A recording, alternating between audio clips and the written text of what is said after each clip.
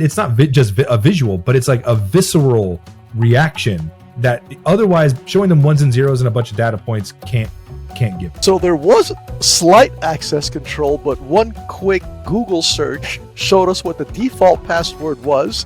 And oh no. Hardening. What are you talking about hardening? These cameras, right. These cameras are made out of steel. They're hard. No, that's the dude from Gangnam Style. Oh, don't you see it? It is. What? It is. What? Gangnam Style. Oh yeah, now you know my password.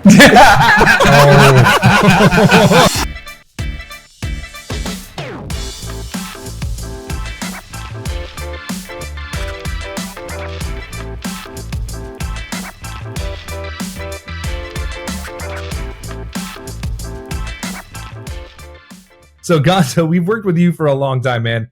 I thought it might be appropriate for us to let's walk through some cybersecurity memes real quick. Oh my God. I've been holding on to these forever, trying to find the right place to do this. I think this is perfect for us. Let's start with this one right here.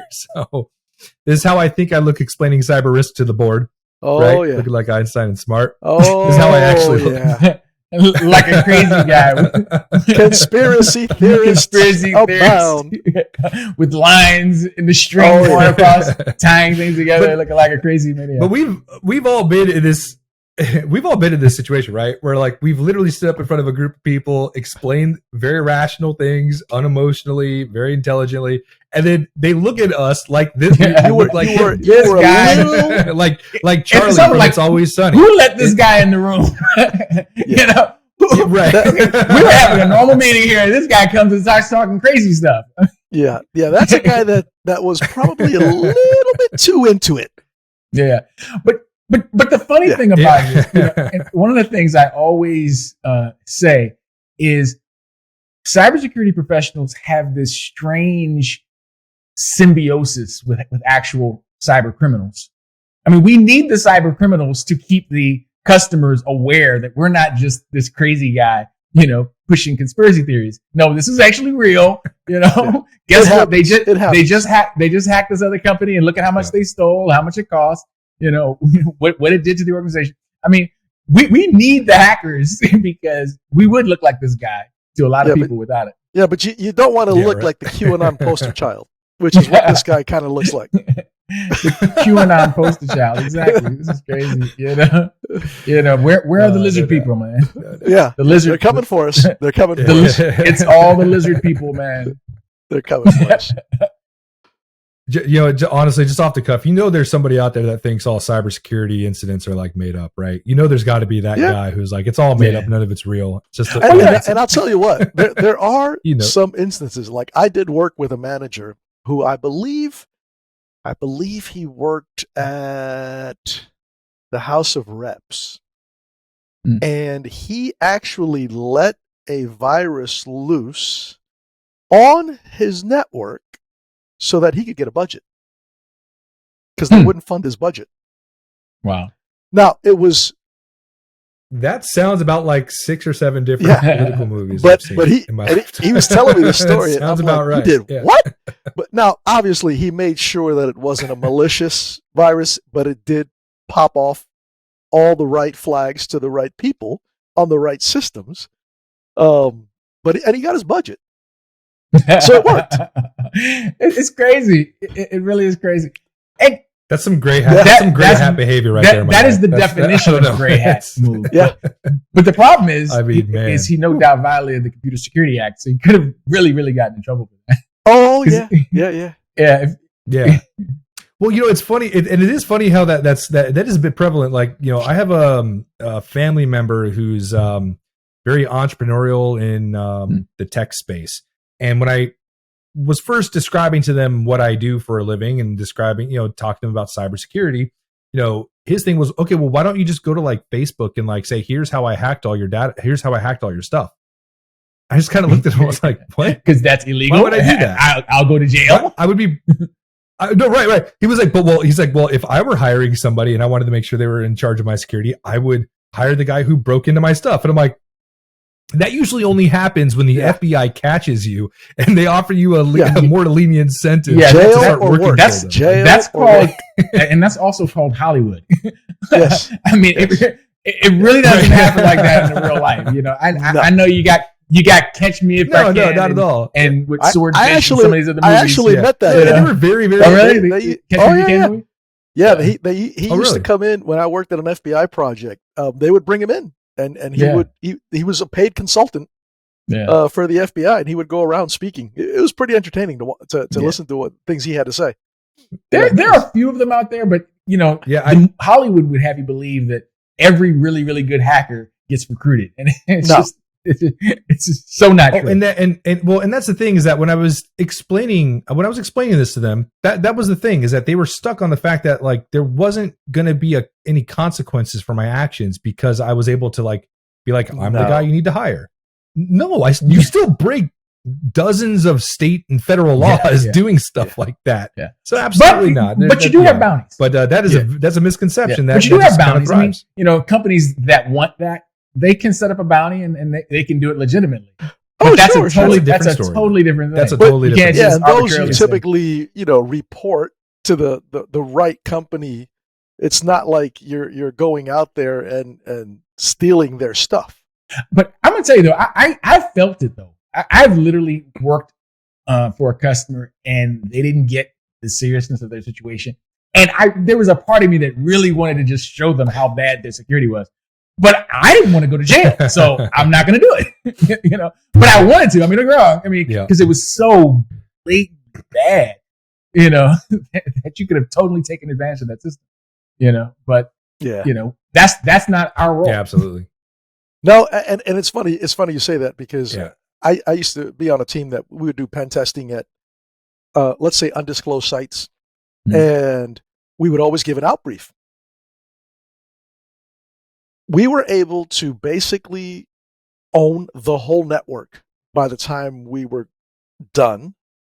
The only thing that surprised management was that we could see the cameras around this site. We could see the live footage. They didn't care that we owned the network, the mail, domains, everything. I mean, the whole network. But what threw them off was, oh my God, they can see who's coming in and out of our facility. Because they can understand that. Yeah, it was something that connects. That's visceral. It's real all of a sudden. It was hilarious. Absolutely hilarious. But I had a manager say this to me one time before, and I was dumbfounded. He says, "Well, I just hire you guys. But to me, all the stuff you do is magic anyway. I don't really know how any of this stuff works." Yeah. And this guy was a senior IT manager. I mean, that's the quality of guys that run, in some cases, very, very significant organizational IT infrastructure. Yeah, it's all magic. We had a saying. We had a saying. Yeah, it's interesting. It's interesting to the people that I've run into. We've totally gone off the rails here, but I like this though. But it's interesting the people who I've had that discussion with, management typically who describe what we do as, oh, it's just magic that you guys do. Don't worry about it. I think it's a way of like them categorizing what we do as like less important than like the actual operations of things, right? It's not as important because not only that I don't understand it, but also I don't see it, right? But when, like Gonzo, what you said, when they were able to see, you can see who's coming and going, you can see the cameras, like and it's not just a visual, but it's like a visceral reaction that otherwise showing them ones and zeros and a bunch of data points. And of course, why do you think we could see the cameras? I'll ask you guys. Because it's all connected. I mean, same. Yes and no. Because the more I'm going to assume that there was no access control whatsoever. So there was slight access control, but one quick Google search showed us what the default password was, and it was still being used. Yeah. See? Yeah. There you go. Yeah. There you go. Yeah. That's a big no-no. That's a big no-no. But that's because a lot of organizations completely separate the physical security people from the logical security people. That's correct. So because these are two totally different organizations, you'll have people that on the physical security they're just locksmiths. They really don't know anything about IT, and the idea of basic hardening is just not even something that they even think about, because it's not part of their SOP. Hardening? What are you talking about hardening? These cameras. Right. These cameras are made out of steel. They're hard. What do you mean hardening? I mean, can't you hear the clink, clink, clink? This is a pretty tough. It's waterproof. It's weatherproof. It's pretty hard. Yeah, it's been ruggedized, buddy. There you go. Panasonic tough book. Yeah, this is the tough. Yep. Ruggedized. Go ahead. That's funny. That's funny. It's funny you bring up passwords. It brings me to my next one. Check this out. Right. So you got your guy over here. You got your guy over here. So you got your InfoSec, and he's checking out, the IDS and IPS and the WAF and all this awesome hot stuff over here. But look what he's forgetting right here. Patching, strong passwords, and user awareness. That's an interesting theme. You got to take care of home, man. Got to take care of home. Yes. Yeah. If you don't take care of home, doesn't matter what else is out there. I do love though that InfoSec, especially people who are like we were just talking about, right? A lot of people who are kind of just outside but adjacent to cybersecurity. That's the stuff they focus on, right? Sure. That's the shiny toys and the hot technology and the expensive stuff.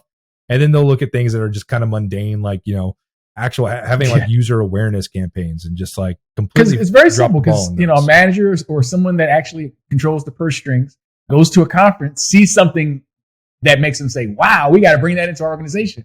I just went to a conference, and guess what? Everybody's talking about BYOD. We're going to change our whole infrastructure to bring your own device. It's like, yeah, you can do that, but I don't think we're really set up for that. But and the budget that you need to secure that, a heck of a lot more than just buying your own devices. Yeah. Yeah, the Pandora's box that you can open up with BYOD. I just did a 3-minute quick tech talk on it. BYOD can be great. It can be good, but you got to be set up for it. And if you're not set up with a zero trust where you are completely agnostic to endpoint security, unless your architecture is designed for that, you are not a candidate for BYOD. No, you're toast. You're toast. Yep. You have to basically set up your organization like a website that communicates with browsers. If you're not set up like you're talking to a browser across the web, then you're not a BYOD. But the thing is, people will hear it, right. Will say, look, this organization saved $50 million out of their IT budget by switching their BYOD. That sounds great. We need to do that. But, they don't know. It's the hot girl walking down the street. If they go after her, they don't get slapped. They're going to get Ukraine catfished is what they're going to get. They might get Ukraine catfished. Right. The bomb. What's funny is that's what brings me to this next one right here. I love this one. This is one of my favorites right here. So the server's been infected by ransomware. Where's the backup? On the server. Okay. Wow. That's just brilliant. I mean, not even in cases of ransomware, but Mike Gonzo, how many times have we run into an organization or with clients that have that have this exact thing set up, right? Where we lost this server. Okay, well, where's your backup? It's in the other directory. Where's that directory? We copy everything over here to a mirror directory. Okay, where's the directory? Right. It's on that same server. Yeah.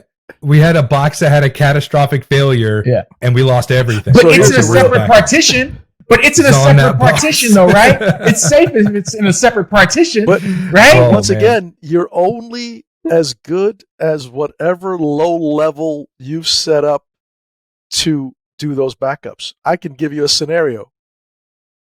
We had tapes back in the day. I don't know if you guys remember those. No. A lot of organizations still use tape. Oh yeah. Hey, still use them. There's plenty of people who still use them. In the business for a reason. They still ship those things around. So we had these sets, right? Well, at some point, you grow out of that set and you need to add a third, fourth, or fifth tape, right? Well, one of our geniuses decided they didn't have the time to go add a tape to every single set. So they would just reuse the 5th tape. Oh, wow. So about 6 months worth of backups were no longer good because the 5th tape was just being overwritten. Wow. And again. Wow. And again. So yeah, sometimes it doesn't have to be on the same server. Oof. It could actually be offline. Still doesn't work. Just brain children. Yeah, all you had to do was print a label. It was too much time to print a label and apply to a 5th tape. Wow. Look at that. Yeah. Oof. And it doesn't matter until it matters. The one day that someone needed to recover a file and the file was no longer there. And depending on because of the a corrupt shockwaves backup. that causes. Yeah. Oh. Yeah. Oh my. Some heads rolled. Yeah, I'm sure. But again, too little, too late. No doubt. Too late. You know? That file was bye-bye. And it's not like you're going to carve back all the salary that they collected for the 5 years before that incident. No. Where you were paying them to do this. Yep. No. Yeah. It's not going to work like that. Jeez. Wow. Crazy. All right. What else you got? All right. So here's the last one, but this is my favorite one. All right. So, so how's the new CISO job? CFO got fished. Budget got cut in half after COVID. Marketing launched new website without informing me and got hacked. So we passed the security audit. Oh, that's funny. That's hilarious. Oh man, that's my favorite. I think I'm going to start sharing this one with every client, every new client I have now. This is it right here. Just this is why just doing security audits is just a minuscule part of your cybersecurity just strategy. A teeny bit. You know, it's funny. I was talking with a customer just the other day, and you know, they were trying to look at, you know, cybersecurity as just one little thing, you know, as if they could just look at that and say, no, actually, what we're talking about touches everything. I mean, it's not like it's just one little thing that you can check a box of. If you don't deal with all of the ancillaries, you know, there's your attack point. There's going to be your weak spot, and that's going to be the vector. But this is funny stuff. You know, you're happy being a CISO if you pass the security audit. I did my job. Yep. Because it makes the CIO happy. Hey, it makes the CIO. I did my happy, job. So hey, everything else is burning to the ground, but I did my job. Yeah. But that is it. That is the funny part of a lot of what we do is when we do talk to CISOs or even CIOs who have to go report to somebody higher. A lot of the time is we've been in those discussions, right? Just leave that out. Just give me this stuff right here because that's what they want to see. Give me that pie chart, right? Anything outside of that, just leave it out. Give me that pie chart. Give me that nice graphic that you made. Yeah. That's why I paid you all the money, right? Because you can turn all this stuff, all this ones and zeros in black and white. I want to see a lot of green. Just give me a lot of green. But all that too much orange. stuff. No red. No red. No red. Yep. Everything has to be green. And, yeah. I paid you to do a security audit, not to hold me accountable, right? Right. How dare you find all of these things? You know that's the thing that does get me sometimes. It's like, I mean, we've created some sort of offense. It's like we called their child ugly. You offended them. As soon as we show them, okay, the scans are back. You know, here's your list. Here you go. How dare you, sir? Yeah, you know, the nerve of you. Yeah. Who do you think you are? We are never hiring you again. I am a CISO of XXX. Yeah. Yeah. Well, here's the thing too. Here's what gets me too is I think there's a culture around, especially CISOs, because I had a friend of mine go, hey man, how come you don't want to be like, how come you don't want to be a CISO someday? I'm like, no, that's the one. It sounds awful because I'm held accountable for all the wrong things. And then when all the things, if I'm even trying to secure them, finally get breached, I'm the one who's held accountable for it. That's one of the reasons, right? Like the board doesn't care. The board doesn't care. Yeah, the no budget to protect. That's one of the reasons I left the O&M world. That's one of the reasons I left the PKI world. That's no one cares or knows your name until it doesn't work. Yeah. And then it doesn't matter that it was up 364 days before that. That 365th day, you're the problem. Yeah. Yeah. Yep. It's a thankless job. Yeah, and that is the thing is that the CISO's head is on the chopping all the block. time. Like any of these major data breaches that you see in the headlines, first to go, CISO. Gotta go every single time. Didn't do his every job. single time. Didn't do her job. And I mean, I don't want to. Who wants to do? So who wants to do that? Like, who wants to beat their head against a brick wall continuously for 6 months and then be the victim of the things that you said? Hey, this is a problem. That's the Twitter guy, right? I mean, that's his story. You know, he was brought in. Yeah, he's like, look, these are all the things we need to fix. No one listened to him. He's like, okay, forget this. I'm quitting and telling the whole world about all what you're not doing. And that's why you better make sure that you negotiate that great golden parachute. So you're going to get fired. It's just a matter of time. It's just a matter of time.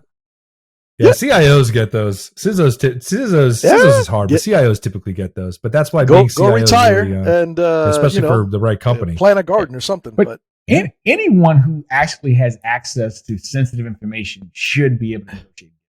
Because the bottom line is, if they want to enforce a confidentiality and no compete clause and all that kind of stuff, they got to pay you. Right. Yeah. Mm-hmm. Yeah. Yep. Oh, they should. So I got one last thing. We got a video here. So Jimmy Kimmel used to do these bits, man on the street things, where he would go out and actually interview. We've been talking all day long about, just basically just passwords, stuff boiling down to passwords. I want you guys to see this stuff. We're talking about cybersecurity today and how safe people's passwords are. What is one of your online passwords currently? It is my dog's name and the year I graduated from high school. Oh, what kind of dog do you have? I have a Chihuahua Papillon. And what's its name? Jameson. Oh, man. Okay. So here's the thing. That's the first point. The fact that there's zero hesitation. She's like, we're talking cybersecurity and passwords and stuff. What's one of your online passwords? Oh, let me tell you right now. I'll tell you exactly what it is. And when you go to her Facebook page, what's on there? Her dog's name and when she graduated from high school. It gets better. It gets better. Just wait. It gets better. In Greensburg, Pennsylvania. What school? Hempfield Area Senior High School. Oh, when did you graduate? In 2009. Oh, great. So she gave it all away. Right then, she gave the whole thing away. You don't even need Facebook. You don't need Facebook. You don't have to do any sort of reconnaissance on this lady. She just told it all. So there's social engineering. My dog's name. And then there's, wow, this person is really stupid and will tell me anything engineering. But it's... Yeah. Well, I mean, here's the thing. Okay, so this is social engineering. This is human psychology. Like, it's easy to point at this one person and be like, oh, you're so dumb. How could you possibly do this? But there are so many people that get lured into a false sense of security, and they're just asked these general questions. This follows one of the precursors to social engineering, which is an affinity scenario. Hey, you want to be live on TV? Right. I'm from the Jimmy Kimmel show. All of that, wanting to be liked, wanting to be seen, wanting to be part of the I'll tell you my whole life story. Yep. They, all of the, suspicion, all of the hesitation, all of the whatever they've been trained to do, it all goes out the window. Gone. Yeah, well, we call that pretext, right? That's like in social engineering. That's pretexting, pretext. But it's specifically an affinity pretext. Right. As opposed to an authority. And it just lures people into this. Right. And it gives people like this sense of security to divulge information that they normally wouldn't under any other circumstance. Yes, it's funny. It's like my cat's name and then just like a random number. Okay. Have you had this cat for a while? Yeah, she's my childhood pet. Aw. And what's her name? Her name is Jolie. Jolie. Mm-hmm. So like a password of yours would be Jolie and then a number. Yeah. Like number 1? Like my birthday. Oh, when is your birthday? June 12th. Oh, nice. And what year were you born? 95. Oh, great. Mm-hmm. So Jolie, 6, 12, 95. Yes. Got it. Go back up. The interesting thing about this girl, is there's a point on her face when she's like, you can almost see it. You can see it in her eyes. It's just slight, and it's just not quite smart enough to totally realize what's happening here. But there's a little bit of intelligence in that brain trying to peek out, saying, "Don't do it, because you just see it in her eyes. Yeah. No, like, absolutely, It's my password now. I better go change it. Yeah, and this is why pretexting is so this is why these techniques are so effective against just anybody, because again, there's something that says don't say it, or wait till we get to the next couple of people. But there's something in her brain that says don't say what you're about to say, and she says it anyways because that security, that sense of ease, is being brought out by the actions of this. But I will say, the producer of this whole thing, she had to divulge that information in order to make it onto the Jimmy Kimmel show. If she hadn't, she would have gotten cut. See, we're seeing the most gullible people. We're seeing the most gullible that's people. That's why no this is specifically an affinity pretext. Yeah. Because the affinity pretext works on the thing is I want you to like me. Yeah. I don't want you to be mad at me. I want to be famous. I don't want to be. I don't want to miss out. You know. Yeah. I don't want them to cut my part. I want to make the show.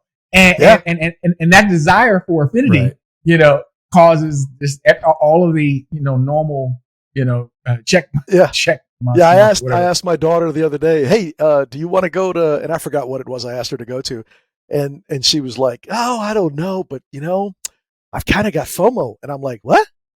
She's like, fear of missing out. I'm like, oh, FOMO. That's a thing now. FOMO. Okay. Yeah. FOMO. She's in college, and her birthday is, and she lives on this street, and Yep. Okay. So check out this guy. So check out this guy, because there is that point where like your brain goes, oh, you're trying to get my password information. You're not going to get it from me. Normally you would think, okay, I'm going to go ahead and stop talking, right? Just watch this guy here. So you mean to give my password right now? No, I cannot do that.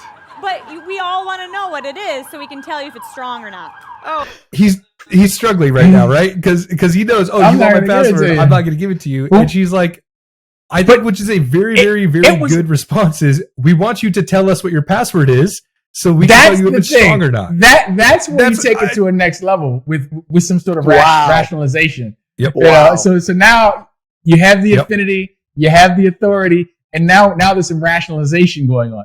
These are all classic social engineering techniques. Yeah.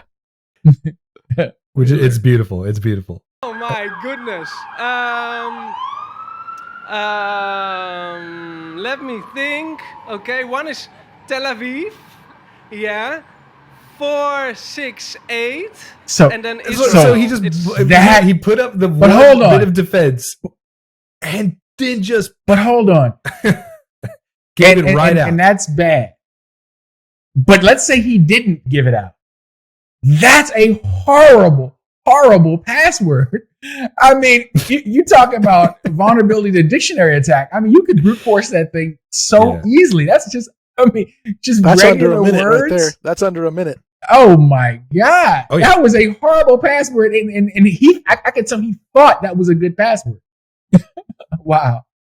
Well, it's okay because the A in Tel Aviv is an at symbol. So, that changes everything. Yeah. Like we don't have any dictionary. That's gonna take 2 more seconds to figure out. Yeah. Right. Yeah. So look at it. I love this. It's just go check this out. It's for me. It's strong enough. Thinks it is. Ireland. Right for him. 1, 2, 3, 4. Gemma. 1, 2, 3. Spell G-E. Oh, dude is spelling it. This guy. He just stopped and spelled it out. No, I mean, come on. Oh, just so you don't think it's a J. I gotta tell you, it's a G.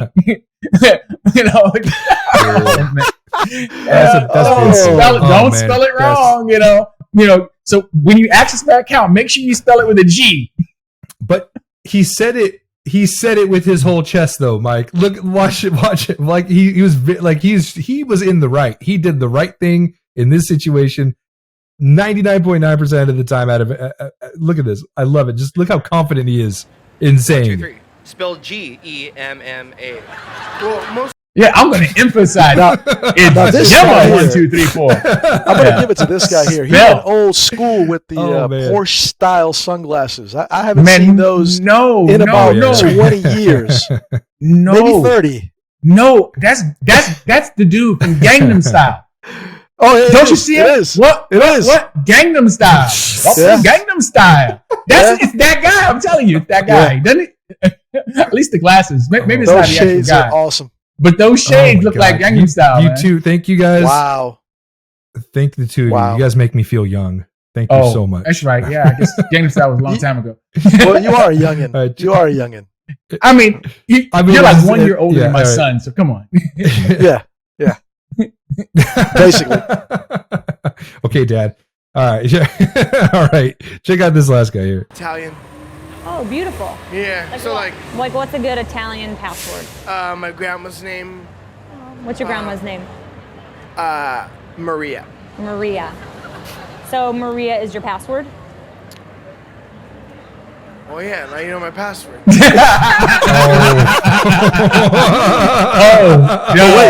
It was all of 5 characters. It was all of 5 characters. I mean, but the hand palm. I will throw this out there. Was so well deserved, but it really should have also earned a couple of smacks to each cheek. Yeah. Oh, yeah.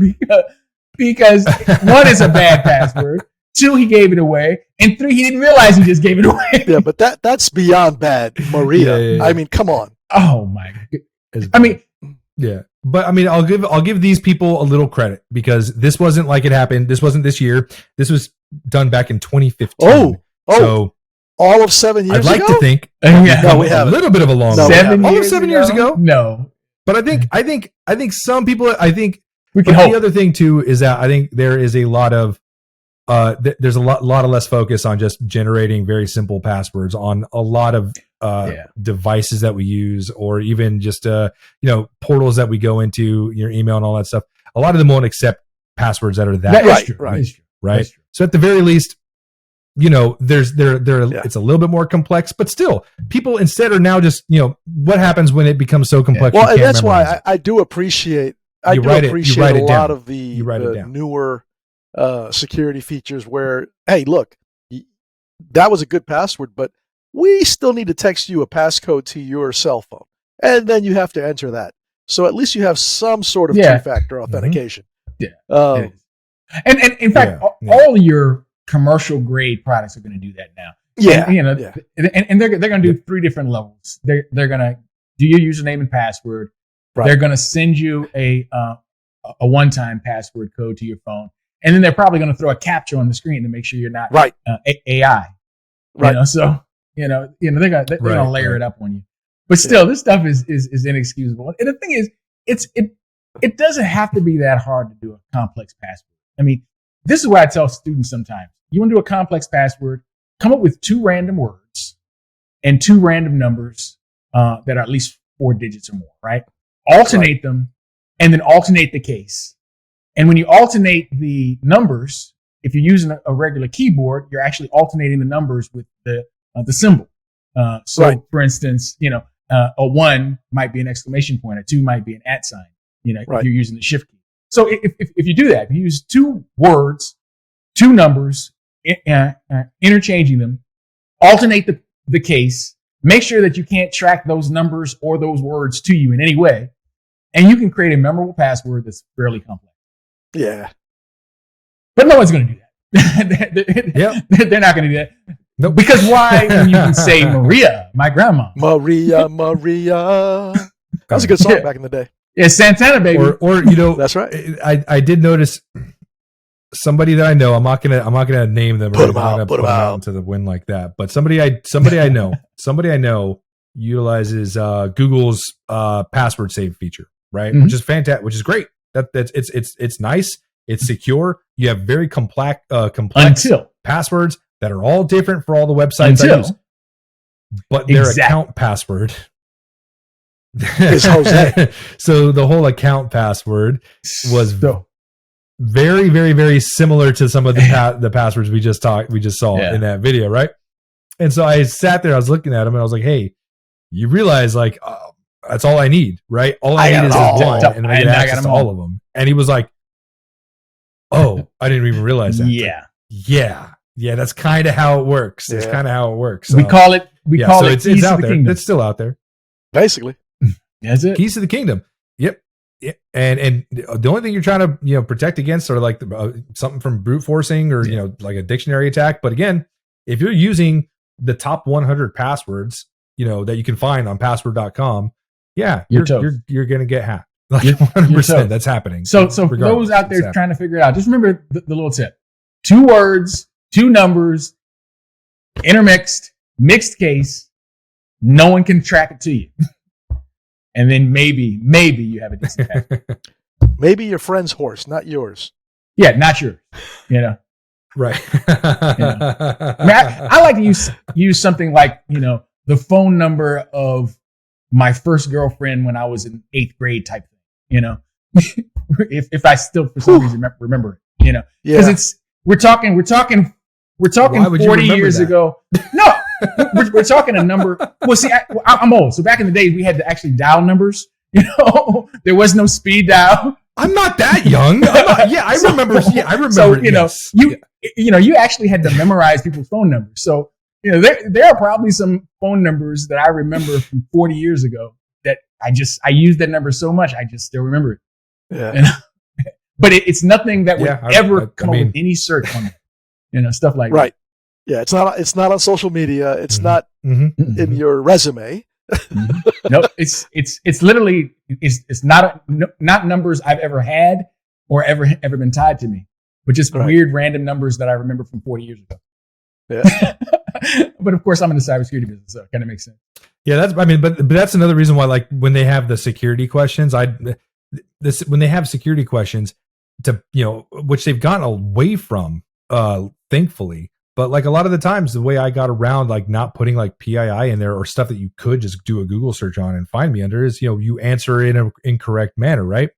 Problem is that if you start forgetting what the answers are, isn't that what happened to your Bitcoin purse? Let's not talk about that. Let's not the Bitcoin purse. Yeah. Oh, no. Hey, man, you know. I'm cutting that out. It happens to a lot of folks, man. It happens to a lot of folks. I'm a bad man, but it happens to a lot of people, man. You know, because back then, Bitcoin was like $10. Like I mean, but come on, back then, Bitcoin now. You could have been a billionaire now. When Bitcoins were only like $10, you know, that's when we were loose and goose with the passwords and forgot them. I mean, I don't know how many Bitcoins I had back in 2002, you know? You know, I almost got to one day where I didn't think about that. Thank you, Mike. I appreciate it. Hey, man, you know, it's all about passwords. Plan. Thank you. Hey, man, Gonzo, thank you so much for coming on the show, man. It was great, Gonzo, man. You got to come back, okay? I will. I promise. Always fun talking to you guys. We have a ton of fun at work, and obviously this is even more fun. Thanks again. Yeah, man. I'll scrounge up a whole bunch more stuff, man. Right, we'll do this again soon. I Take promise. care, guys.